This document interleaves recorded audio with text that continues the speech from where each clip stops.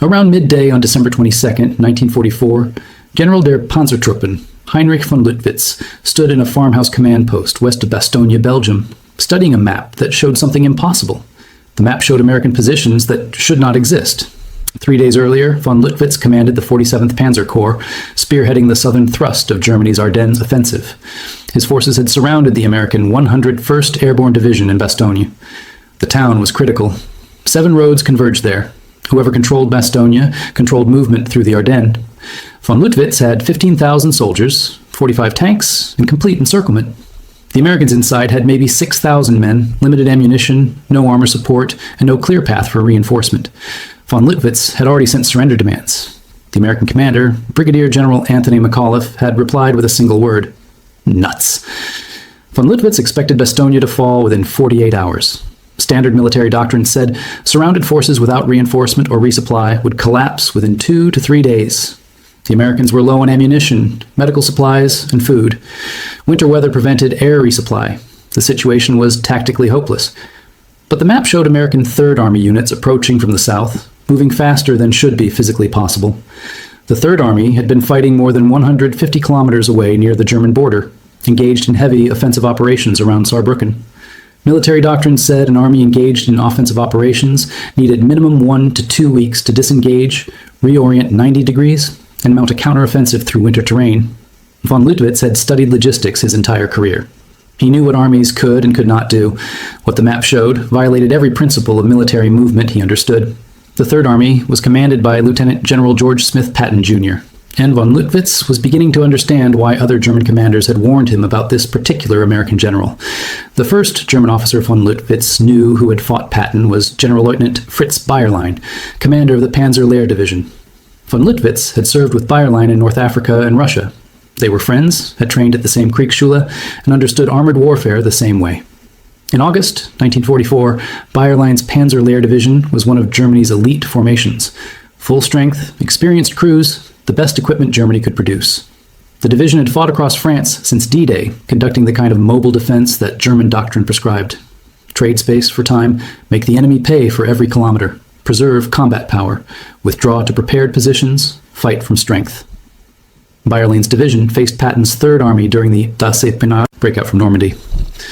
On July 25, 1944, American forces launched Operation Cobra, the breakout offensive south of St. Lo.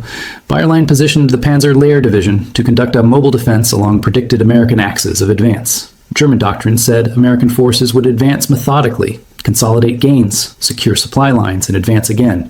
Predictable, controllable. Bayerlein prepared defensive positions in depth, planned withdrawal routes, and positioned reserves to counterattack American penetrations. Everything by doctrine, everything correct. Patton's forces ignored the doctrine. On August 1st, 1944, American Third Army elements penetrated German lines near Avranches. Standard procedure said they would consolidate, bring up supplies, prepare for the next phase. Instead, they kept moving. On August 2nd, they were 30 kilometers deeper. On August 3rd, 40 kilometers. By August 4th, American armored columns were 60 kilometers behind where German intelligence said they should be. Bayerlein's carefully prepared defensive positions were bypassed. His planned withdrawal routes were cut. His reserve forces were isolated. Within 72 hours, the Panzer Lehr Division was combat ineffective, not destroyed by firepower, destroyed by movement. The Americans had moved faster than the Germans could react. Bayerlein later told von Luttwitz that fighting Patton felt like fighting a completely different army than the one he had faced under other American commanders. The British, under Field Marshal Bernard Montgomery, advanced methodically, predictably, following doctrine. The Americans under Lieutenant General Omar Bradley advanced carefully, securing flanks, maintaining supply lines. Both were competent, professional, dangerous, but predictable. German defensive doctrine worked against them. Trade space for time, make them fight for ground, inflict casualties, withdraw before encirclement, preserve combat power. German commanders could anticipate their movements, prepare defenses, and execute withdrawals with acceptable losses. Patton did not allow that. His forces moved at speeds German doctrine said were impossible. They bypassed strong points instead of reducing them. They cut supply lines instead of pushing frontally.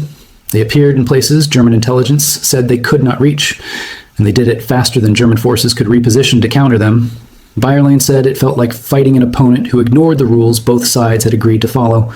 By mid-August 1944, The Panzer Lehr Division had been reduced from 15,000 men and 200 armored vehicles to maybe 4,000 men and 30 operational tanks, not through direct combat, through collapse of defensive cohesion caused by operational tempo the Germans could not match. The second officer von Luttwitz heard from was General der Panzertruppen Walter Kruger, commander of the 58th Panzer Corps. Kruger had fought in Poland, France, and Russia. He was a professional, experienced in mobile warfare, and understood how armored operations worked.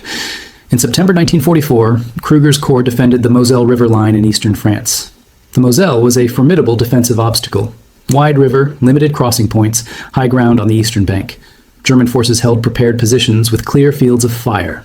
Standard defensive doctrine said an attacking force needed 3-to-1 superiority to force a river crossing. Patton's Third Army had maybe 2-to-1 superiority in most sectors, sometimes less. Military planning said Patton would need to concentrate forces, conduct reconnaissance, prepare crossing sites, mass artillery, and execute a deliberate assault. That process required time, days, maybe a week. On September 5th, 1944, American forces from Third Army's 12th Corps reached the Moselle River near Nancy. On September 6th, they were crossing. Not after days of preparation, immediately. Kruger's defensive positions were sound. His troops were experienced. His artillery was registered on the crossing sites. But American forces crossed in multiple locations simultaneously, using assault boats, improvised rafts, captured German equipment, and in some cases swimming. They did not wait for bridging equipment. They did not mass forces at single crossing points. They crossed wherever they found an opportunity and established bridging operations under fire. German doctrine said this should result in piecemeal attacks that could be defeated in detail. Instead, it created multiple penetrations, faster than German reserves could respond. By September 8th, American forces had 3 bridgeheads across the Moselle. By September 10th, they had established pontoon bridges and were moving armor across. Kruger's defensive line, which should have held for weeks, collapsed in 5 days. He later wrote in his after-action report that Patton's forces seemed to operate on different planning timelines than other Allied commanders. Where Montgomery might take 3 weeks to plan and execute a river crossing, Patton took 3 days. Where Bradley might wait for optimal conditions, Patton attacked immediately and created favorable conditions through speed and surprise. Kruger noted that German defensive doctrine assumed time to react, time to reposition reserves, time to organize counterattacks. Patton did not give that time. Von Luttwitz heard similar reports from commanders across the Western Front. General der Infanterie Baptist Knies, commanding the 85th Infantry Corps in Lorraine, reported that American Third Army units advanced at rates that exceeded German intelligence estimates by factors of 2 or 3. General der Infanterie Hans von Obstfelder, commanding the First Army in Alsace, reported that his defensive planning timelines were consistently wrong because Patton's forces arrived days before German staff projections said they could. The pattern was consistent across every sector where Patton's Third Army operated. German defensive doctrine, which worked effectively against other Allied commanders, failed against Patton, and German officers were struggling to understand why. Von Luttwitz studied the problem systematically. He was a staff officer by training, had served in the operations section of Army Group Center in Russia, and understood military planning. He knew how modern armies functioned. Logistics determined operational tempo. An army moved at the speed its supply system could sustain. Fuel, ammunition, food, and spare parts had to flow from rear depots to front line units. That flow had physical limits, determined by truck capacity, road networks, and organizational efficiency. Von Luttwitz calculated that an American armored division required approximately 300 tons of supplies daily to maintain offensive operations. That supply load had to move through a logistics chain extending back to ports in Normandy, a distance of 300 to 400 kilometers by late summer 1944. The math was straightforward. Trucks could move maybe 200 kilometers per day on decent roads. Loading and unloading added time. Maintenance reduced available vehicles. Weather impacted everything. Based on these constraints, von Luttwitz estimated that American forces should advance approximately 20 to 25 kilometers per day during sustained offensive operations. That was the physical limit the logistics system could support. But Patton's Third Army was advancing 40 to 50 kilometers per day in some sectors, sometimes more. Von Luttwitz checked his calculations repeatedly. The numbers did not make sense. Either American logistics were dramatically more efficient than German intelligence estimated, or Patton was operating his army in ways that violated standard logistics doctrine. Von Luttwitz suspected the latter. He began reviewing intelligence reports from Sicily, where Patton had commanded the 7th Army in July 1943. The Sicilian campaign provided clear data. German and Italian forces defended the island. The British 8th Army under Montgomery landed on the southern coast and advanced north toward Messina. The American 7th Army under Patton landed on the southern coast and was initially assigned a supporting role protecting Montgomery's left flank. Standard campaign plan, sound doctrine. The British would take Messina, the German escape route. The Americans would support. Patton ignored the plan. Instead of supporting Montgomery's advance, Patton launched his own drive toward Palermo on Sicily's northern coast, then raced east along the coastal road toward Messina. German intelligence at the time assessed this as tactically unsound. Patton was extending his supply lines, exposing his flanks, and moving away from the main objective. German defensive forces expected him to stall when his logistics collapsed. Patton captured Palermo in 4 days, covered over 300 kilometers in 5 weeks, and beat Montgomery to Messina by several hours. German forces defending Sicily reported that American 7th Army units appeared in their rear areas days before German staff assessments said they could arrive. Unit after unit reported supply dumps overrun, headquarters surprised, defensive positions bypassed. The common theme was speed. Patton moved faster than German planning cycles could accommodate.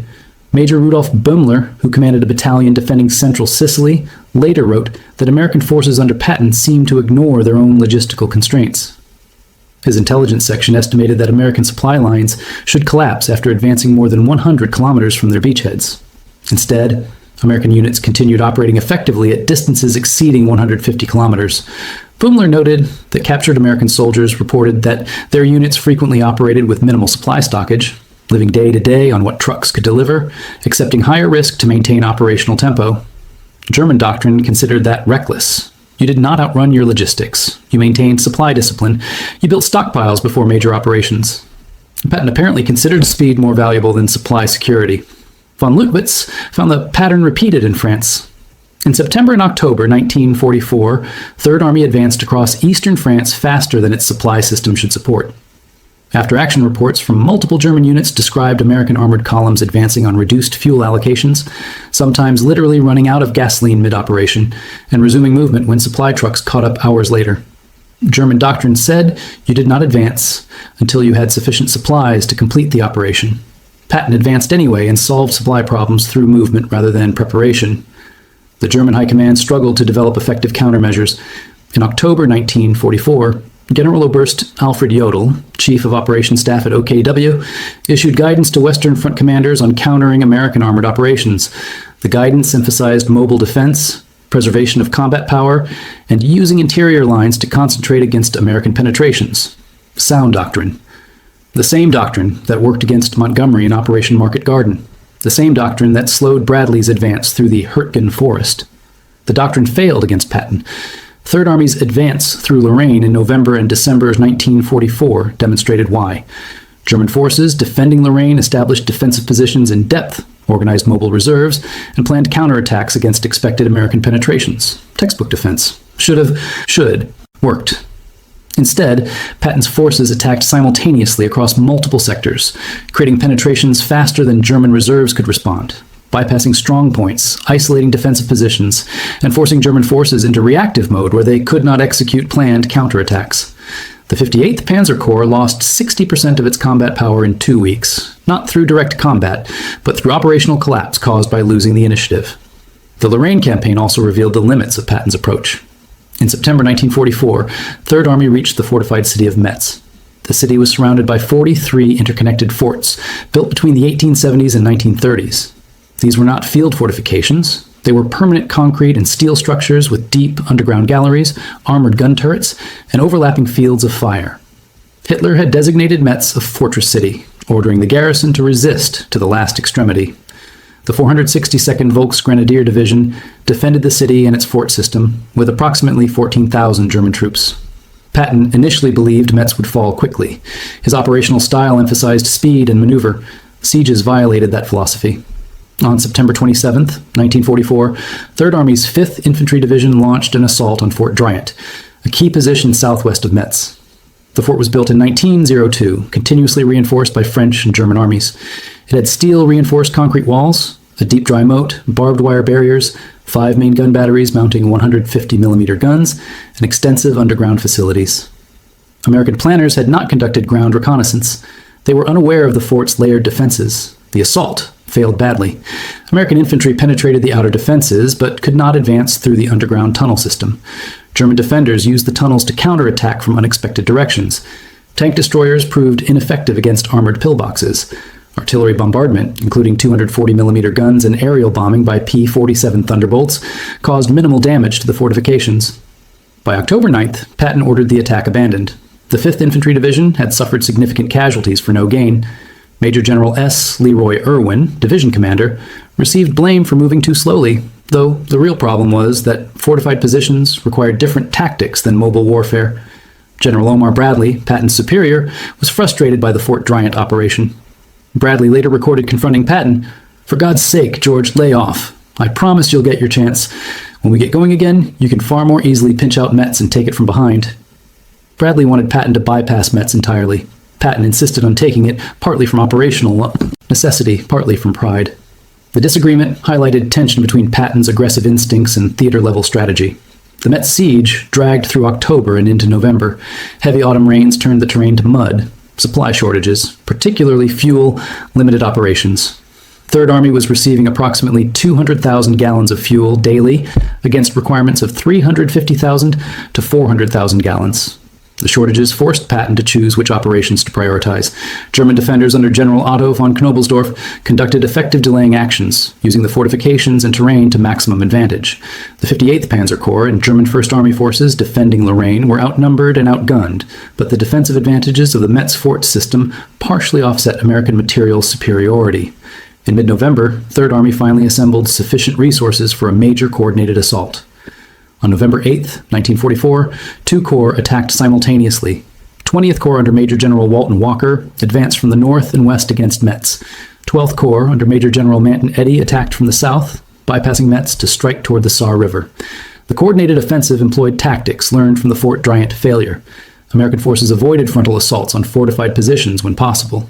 They used combined arms operations, coordinating infantry, armor, artillery, and air support. They systematically reduced individual forts, rather than attempting to storm the entire system simultaneously. By late November, American forces had encircled Metz and were reducing the fort system piece by piece. Fort Bryant, which had resisted assault in September and October, finally surrendered on December 8th without requiring another direct attack.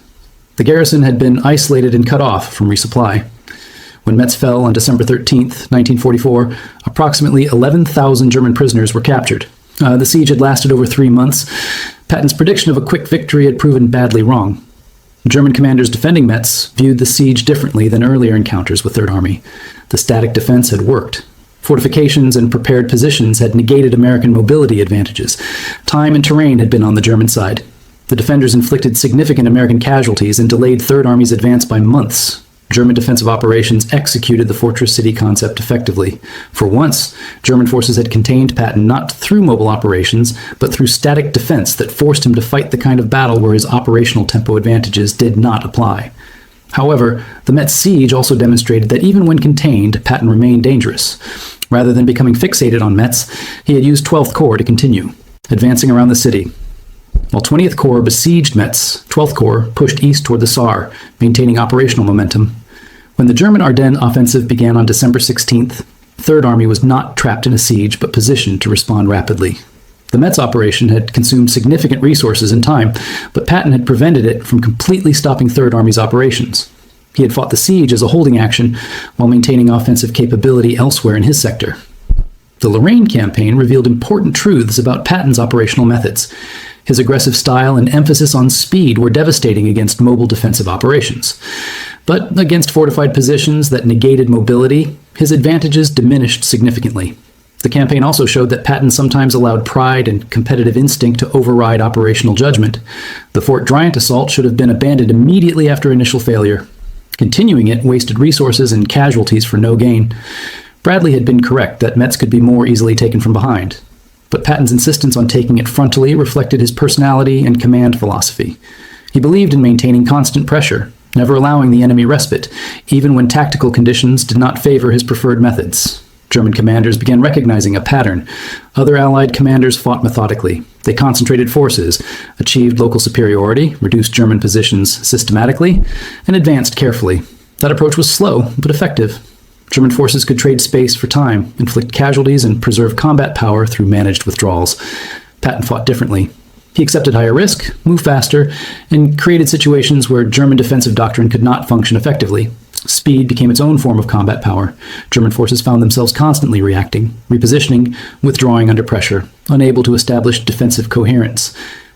The psychological impact was significant. German soldiers fighting British or other American forces knew what to expect. Methodical advances, artillery preparation, armor infantry combined operations executed by doctrine. Professional, dangerous, but predictable. You could prepare. You could execute defensive plans. You could inflict casualties and withdraw in good order when necessary. Soldiers fighting Patton's Third Army reported different experiences. American forces appeared unexpectedly, attacked from unexpected directions, maintained pressure when German troops expected pauses for consolidation. After-action reports from German units facing Third Army showed higher rates of unit disintegration, unauthorized withdrawals, and command confusion compared to units facing other Allied formations. Not because Third Army had better equipment or training, but because their operational tempo disrupted German command and control cycles. General Major Otto Remer, commanding the Führer-Begleit Brigade, fought against both British and American forces in northwestern Europe. He later stated that fighting Montgomery felt like chess. Calculated moves, predictable patterns, opportunity for counter-moves. Fighting Patton felt like being hit repeatedly before you could respond. Different experience, different psychological pressure. By December 1944, German intelligence had collected significant data on Patton. They knew his biography. Born 1885 in California, West Point graduate, career cavalry officer who transitioned to armor, combat experience in World War I, commanded armored units in North Africa, Sicily, and Northern Europe, known for aggressive tactics, profane personality, and speed of operations. German intelligence